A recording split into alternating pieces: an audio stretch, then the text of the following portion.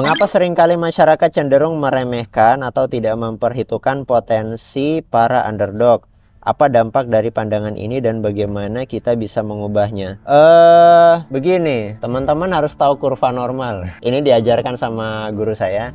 Pionir itu pasti sedikit orangnya. Inovator itu sedikit orangnya. Nah, para pionir inovator itu biasanya mereka adalah orang-orang yang mau untuk mengambil resiko. Karena ketika mau mengambil resiko, mereka akan tahu konsekuensinya itu seperti apa. Dan mereka akan belajar dari kegagalan itu. Sehingga ya karena belajar dari kegagalan, mereka tidak akan terjerumus kepada lubang yang sama. Teman-teman pernah nonton Maze Runner? Nah, itu salah satu film yang cukup bagus. Jadi si Thomas itu salah satu karakter dalam film The Maze Runner itu. Dia itu mulai bertanya kenapa mereka berada di dalam labirin. Kok tidak ada jalan keluar? Masa sih nggak ada jalan keluar? Artinya dia sangat mempertanyakan sesuatu. Dan kalau misalnya sebuah pertanyaan itu tidak terjawab, tidak akan puas. Karena tidak puas, akan muncul lagi menghantui pertanyaan-pertanyaan tersebut sehingga gelisah gitu. Tidak semua orang itu mau untuk menyelesaikan kegelisahan. Ada orang yang ya sudah ikut arus aja gitu kan, terima apa adanya. Oh, ini sudah takdir, kayaknya kemampuan kita hanya sampai sini saja gitu. Tapi bagi seorang underdog itu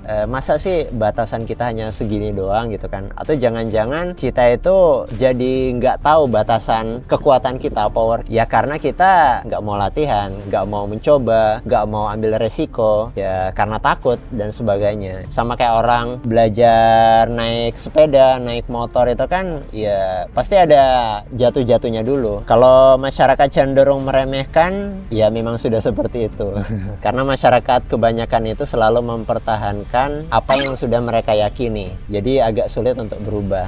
Nah, masalahnya adalah kita itu di posisi mana? Seorang pionir kah gitu kan, atau jangan-jangan hanya follower? Oke, next. Pelajaran atau hikmah apa yang paling menginspirasi dari kisah seorang underdog yang pernah Anda dengar atau ketahui? Mengapa kisah tersebut begitu berkesan bagi Anda? Yang berkesan itu sebenarnya para nabi sih sebenarnya. Ya, nomor satu para nabi. Ya, Nabi Daud gitu kan melawan Goliat. Itu kan perbandingannya kan ngelawan raksasa gitu. Jadi melawan bangsa Filistin itu badannya gede-gede gitu kan dengan armor yang cukup lengkap. Tapi ya dengan kelincahan dan cerdikan Nabi Daud itu ya bisa menang hanya dengan pelontar batu. Atau yang ini aja deh, buat teman-teman yang nonton anime kayak saya itu nonton AOT gitu kan, Attack on Titan. Episode paling keren bagi saya itu ada 3 episode di season 3 part 2, yaitu adalah ketika perang lawan Beast Titan. Itu adalah kondisi dimana ketika timnya Eren itu dalam kondisi terdesak, pasukannya dikit dan yang dilawan itu raksasa. Bukan berarti tidak ada jalan keluar, dan ternyata ya setiap kondisi terdesak jalan keluar itu pasti ada yang dikorbankan. Nah, tidak semua orang untuk mau berkorban. Nah, di cerita Attack on Titan itu kan si Armin itu mengorbankan dirinya gitu kan. Tapi dia menularkan visinya gitu kan, kepada Eren gitu kan, yaitu ingin melihat laut itu seperti apa sih. Ya diceritakan di situ kan laut itu biru indah gitu kan, sesuatu yang sangat luas dan asin gitu kan. Karena belum pernah tahu ada sebuah lautan yang airnya itu asin gitu. Atau misalnya dalam kisah anime Naruto, teman-teman tahu Rock Lee gitu kan. Itu kayaknya masih Kishimoto itu ingin menggambarkan Rock Lee itu ya seperti itu. Tidak punya jurus gitu kan, tidak punya ninjutsu, hanya mengandalkan taijutsu, jurus kecepatan. Tetapi yang dipotret di karakter Rock Lee itu adalah kerja keras, jenius dalam kerja keras. Yang jelas adalah sikap untuk pantang menyerah. Apakah ada risiko atau tantangan tersendiri yang dihadapi oleh para underdog dalam perjalanan mereka menuju kesuksesan dibandingkan dengan mereka yang sejak awal diunggulkan? Ya, ini bicara tentang privilege ya. Sebenarnya seharusnya orang yang diunggulkan, orang yang mendapat privilege itu harusnya dia bisa naik lebih tinggi.